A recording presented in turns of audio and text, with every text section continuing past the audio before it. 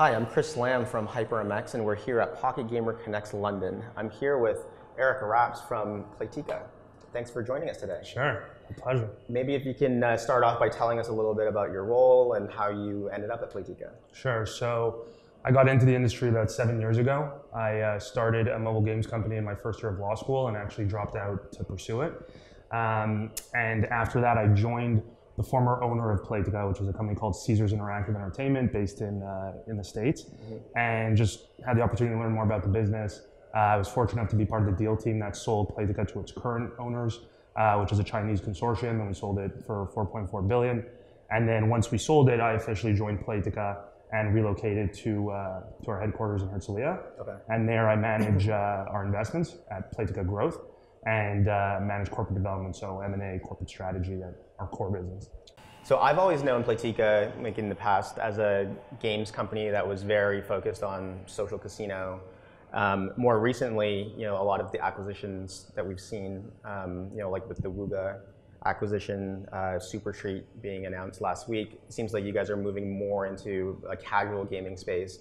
Is that something that is, a specific strategy? You guys are looking to kind of like broaden your horizon outside of the social casino space? Yeah, that's exactly that. So, broadly speaking, it's a way for us to diversify the games portfolio, and it also gives us access to new growth drivers where we could have a $1 million or $2 million a day game. Right.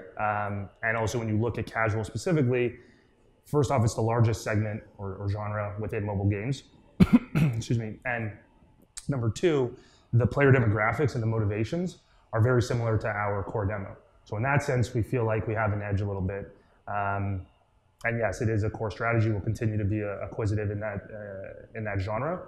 And the goal is basically to become the largest mobile games company in the world. And so obviously we have to go into more genres to do that. In your position, I'm sure you see you get to see the inner workings of so many different studios, so many different businesses. Specifically in the mobile gaming space, like what do you see as like the biggest trends for the next 3 to 5 years? Where's the crystal ball? Yeah. The truth is, and it's not the sexiest answer, but no one knows.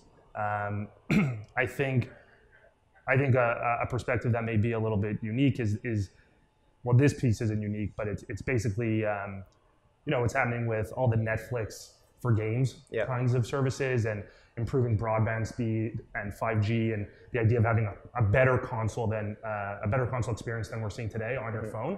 I think that's where the industry is heading in some respects. But I think what's interesting is when you go a layer deeper, I actually think the technology that will enable a Netflix for games to even exist is going to be commoditized. There's no doubt in my mind that Microsoft will succeed at it, Google will succeed at it, Amazon will succeed at it, Verizon may succeed at it, so et cetera.